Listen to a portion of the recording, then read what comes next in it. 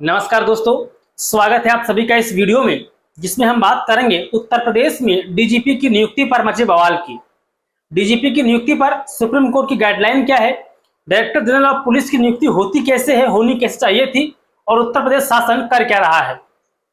क्या उत्तर प्रदेश में कोई एक अफसर नहीं है जिसको यूपी की सरकार परमानेंट तौर पर डीजीपी बना दे? क्या उत्तर प्रदेश में कोई एक आईपीएस ऑफिसर नहीं है जिसको सुप्रीम कोर्ट के नियमों के अनुसार डीजीपी बनाया जा सके? सबसे पहले जो हमारे मौजूदा कार्यवाहक डीजीपी साहब हैं उनकी बात कर लेते हैं। ये राजीव कृष्ण जी हैं, जो 1992 बैच के आईपीएस ऑफिसर हैं, डीजी स्तर के अधिकारी हैं, और इनको मुख्यमंत्री जी ने अस्थायी तौर पर डीजीपी बना दिया है, और ये 5वें ऑफिसर बन गए हैं जिन्हें यूपी का कार्यवाहक डीजीपी का कार्यभार दिया गया है। परमानेंट की बजाय टेम्परेरी डीजीपी की नियुक्ति की वजह क्या होती है, ये भी समझेंगे। तो डीजीपी की नियुक्ति को लेकर सुप्रीम कोर्ट ने कुछ गाइडलाइंस जारी की थी, और इसकी वजह यह थी कि राज्य सरकारें मनमानी तरीके से अपने चहेते अफसरों को डीजीपी बना दिया करती थी। 2018 और 19 में सुप्रीम कोर्ट ने व्यापक गाइडलाइन जारी की डीजीपी नियुक्ति को लेकर, जिसके तहत जिस भी राज्य में डीजीपी का कार्यकाल 3 महीने से कम बचा होगा, उस राज्य की सरकार जो सीनियर ऑफिसर्स हैं उन ऑफिसर्स की एक सूची बनाकर यूपीएससी को भेजेगी, और फिर यूपीएससी उन अफसरों की पड़ताल करेगी, उनके रिकॉर्ड्स को खंगालेगी, उनके सर्विस रिकॉर्ड को देखेगी, कानून व्यवस्था, साइबर क्राइम और इसी तरह से कई और पहलुओं पर परखने के उपरांत 3 नामों को यूपीएससी राज्य सरकार को वापस भेज देगी, और ये सब कुछ इस 3 महीने के गाइडलाइन के अंदर होगा। और फिर उसी 3 नाम में से किसी एक व्यक्ति को राज्य की सरकार को परमानेंट तौर पर डीजीपी बनाना होगा। इसमें एक क्लॉज यह भी है कि जो भी व्यक्ति डीजीपी बनेगा वो कम से कम 2 साल तक अपने पद पर बना रहेगा। किसी ऐसे व्यक्ति को डीजीपी नहीं बनाया जाएगा जिसकी रिटायरमेंट की एज मात्र 6 महीने बची हो। एटलीस्ट 2 साल का कार्यकाल आपको डीजीपी को देना होगा। और सुप्रीम कोर्ट की मान्यता है, सुप्रीम कोर्ट इसके पीछे ऐसा मानता है कि ये जब कोई परमानेंट डीजीपी होगा तो व्यापक सुधार करता है, वो नए नियम लागू करता है, और उन नियमों को लागू करने में, उसको एग्जीक्यूट करने में, सुधार के परिणाम आने में समय लगते हैं। इसलिए जब भी पुलिस के सर्वोच्च अधिकारी की नियुक्ति हो तो कम से कम 2 साल का उसको कार्यकाल मिलना चाहिए। और डीजीपी बनने के लिए सुप्रीम कोर्ट ने जो गाइडलाइन जारी की थी उसमें एक पॉइंट ये भी है कि आवश्यक नहीं है कि वो ऑफिसर डीजी स्तर का हो। नहीं, अगर वो एडीजी लेवल का ऑफिसर है तब भी उसे डीजीपी के तौर पर प्रमोट किया जा सकता है, बशर्ते उसकी सेवा अवधि 30 साल की हो चुकी हो। तो फिर लौटते हैं कार्यवाहक डीजीपी पे। सुप्रीम कोर्ट ने अपने उसी नियम में स्पष्ट किया था कि राज्यों में कार्यवाहक डीजीपी की नियुक्ति नहीं हो सकती, कार्यवाहक डीजीपी अपॉइंट नहीं किए जाएंगे। किसी विशेष सर्कमस्टांसेस को छोड़कर सामान्य अवस्था में आप कार्यवाहक डीजीपी नियुक्त नहीं कर सकते। ये सुप्रीम कोर्ट की गाइडलाइन का खुला तौर पर उल्लंघन है। लेकिन उत्तर प्रदेश में पिछले 3 साल से लगातार कार्यवाहक डीजीपी की नियुक्ति हो रही है। 2022 के बाद से अब तक जितने डीजीपी उत्तर प्रदेश में हुए सब एक्टिंग डीजीपी थे, कार्यवाहक थे, परमानेंट कार्यकाल उनको नहीं मिला। अब जरा इसको भी समझ लीजिए कि कार्यवाहक डीजीपी और परमानेंट डीजीपी जब राज्य में होता है उसका असर क्या पड़ता है। कार्यवाहक डीजीपी कभी भी कोई कठोर काम नहीं कर सकता है, कभी कोई निर्णायक फैसला नहीं कर सकता है, क्योंकि उसकी सेवा अवधि निश्चित नहीं होती है।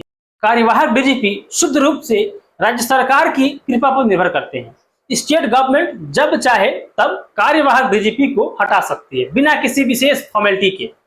और कार्यवाहक डीजीपी कोई बड़े फैसले नहीं कर सकता है, क्योंकि जब भी कोई डिसीजन मेकिंग की बात आती है, कोई बड़ा निर्णायक फैसला आप लेते हैं, उसको इम्प्लीमेंट करने में, उसको लागू करने में समय लगता है। हो सकता है आपने कोई बड़ा फैसला लिया और सरकार को पसंद ना आए, सरकार ने आपको हटा दिया। तो इसलिए कार्यवाहक डीजीपी सुप्रीम कोर्ट ने बैन कर रखे हैं। सुप्रीम कोर्ट ने साफ कहा है कि कार्यवाहक नहीं, आप परमानेंट स्थायी डीजीपी बनाइए, कार्यवाहक का खेल बंद कर दीजिए। लेकिन इसके बाद भी कई राज्य नहीं मान रहे थे, कार्यवाहक डीजीपी नियुक्त कर रहे थे। और सुप्रीम कोर्ट ने 8 राज्यों को अवमानना का नोटिस जारी किया जो डीजीपी की नियुक्ति में गाइडलाइंस का अनुपालन नहीं कर रहे थे। इसमें एक नाम उत्तर प्रदेश का भी।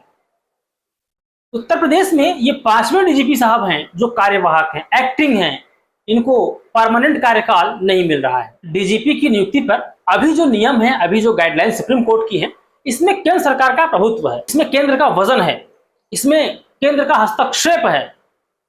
उत्तर प्रदेश सरकार ने केंद्र सरकार के इसी हस्तक्षेप को नल एंड वॉइड करने के लिए या कम करने के लिए नया नियम बना लिया। यूपी गवर्नमेंट ने नवंबर 2024 में एक प्रस्ताव पास किया और यह तय किया कि हम डीजीपी नियुक्ति का अपने तरीके से नियम बनाएंगे और उसी का अनुपालन करेंगे। यूपी कैबिनेट ने जो प्रस्ताव पास किया उसमें 7 मेंबर्स की कमेटी बनाई गई, जिसके अध्यक्ष बनाए गए हाई कोर्ट के रिटायर्ड जज। इसके अलावा उसमें चीफ सेक्रेटरी रखे गए, उसमें पूर्व डीजीपी एक रखे गए। इसके अलावा यूपीएससी के एक मेंबर को उसमें रखा गया, स्टेट पीसीएस के एक सदस्य को उसमें रखा गया, राज्य का जो गृह विभाग है उसके किसी एक व्यक्ति को रखा गया। इस प्रकार कुल 7 मेंबर्स की एक कमेटी बनाई गई और इस कमेटी का कार्य होगा कि वो डीजीपी का नाम रिकमेंड करे और फिर वही व्यक्ति डीजीपी बना दिया जाएगा। अभी तक की जानकारी जो अवेलेबल है, ऐसी कोई कमेटी एग्जिस्ट नहीं करती है, ऐसी कोई कमेटी मौके पर उपलब्ध नहीं है, न ऐसी कोई कमेटी का गठन किया गया है। अगर यह कमेटी एग्जिस्ट करती, अगर यह कमेटी कभी बैठक हुई होती, तो आज उत्तर प्रदेश में जो कार्यवाहक डीजीपी हैं इनके स्थान पर कोई परमानेंट डीजीपी होता।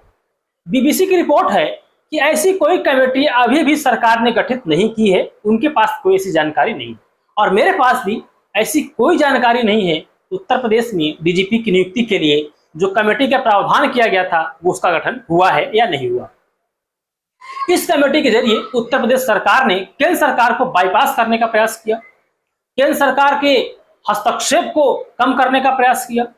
इस कमेटी के जरिए उत्तर प्रदेश सरकार ने सुप्रीम कोर्ट को बाईपास करने का प्रयास किया। यूपी के डीजीपी रह चुके सुलखान सिंह साहब थे, वो भी इस नियम को अच्छा नहीं मानते हैं। कई और बड़े अफसर हैं जो इस नियम को ठीक नहीं मानते हैं। अब एक बार फिर से लौटते हैं राजीव कृष्णा साहब पे। इन्हें उत्तर प्रदेश का कार्यवाहक डीजीपी बना दिया गया है और ये 5वें ऑफिसर हैं जिन्हें उत्तर प्रदेश का डीजीपी बनाया गया है। अब राजीव कृष्णा साहब के बारे में कुछ एक बातें मैं कहना चाहता हूं जो अवेलेबल है पब्लिक डोमेन में। राजीव कृष्णा साहब का पूरा फैमिली, पूरे इनके रिलेटिव सब ऑफिसर हैं, सब बड़ी बड़ी सेवाओं में हैं। राजेश्वर सिंह साहब जो उत्तर प्रदेश के मंत्री हैं और ईडी के ज्वाइंट डायरेक्टर रह चुके हैं, ये इनके बहनोई हैं, मतलब डीजीपी साहब के साले हैं मंत्री जी। मंत्री जी की पत्नी लक्ष्मी सिंह जी वो कमिश्नर हैं नोएडा की, गौतम बुद्ध नगर की पुलिस कमिश्नर है लक्ष्मी सिंह जी, यानी कि राजीव कृष्णा साहब की सरहद। राजीव कृष्णा साहब की पत्नी जो है वो आईआरएस ऑफिसर हैं और लखनऊ में पोस्टेड है। यह पूरा मामला मैंने आपको बताने का प्रयास किया। अभी उत्तर प्रदेश में जो हालात हैं ये शुद्ध रूप से राज्य और केंद्र की जो खींचतान है, जो तनातनी है, उसको रिफ्लेक्ट करता है। अखिलेश यादव ने इसको लेकर एक ट्वीट भी किया था जिसमें उन्होंने राज्य की सरकार की आलोचना की थी और इस ओर इशारा भी किया था कि केंद्र सरकार और राज्य सरकार में सब कुछ ठीक नहीं है। एक्सपर्ट्स भी यही मानते हैं कि जब राज्य और केंद्र में खींचतान होती है, जब राज्य और केंद्र में समन्वय नहीं होता है, प्रभुत्व स्थापित करने का खेल चल रहा होता है, तब उस राज्य में कार्यवाहक डीजीपी की नियुक्ति होती है। इस वीडियो में इतना ही। आप इसके बारे में क्या सोचते हैं कमेंट करके अवश्य बताएं। क्या किसी राज्य में कार्यवाहक डीजीपी कोई कठोर फैसला कर सकता है? जिस राज्य में जीरो टॉलरेंस कानून व्यवस्था का इतना जटिल समस्या है, जिस राज्य में अपराध टॉप हाईएस्ट रहता है, जिस राज्य में क्राइम अगेंस्ट वुमेन्स टॉप पे रहता है, जिस स्टेट में सड़क पर चलना मुश्किल होता है, राह चलते लोगों से चैन स्नैचिंग हो जाती है, उस राज्य का डीजीपी कार्यवाहक। नमस्कार।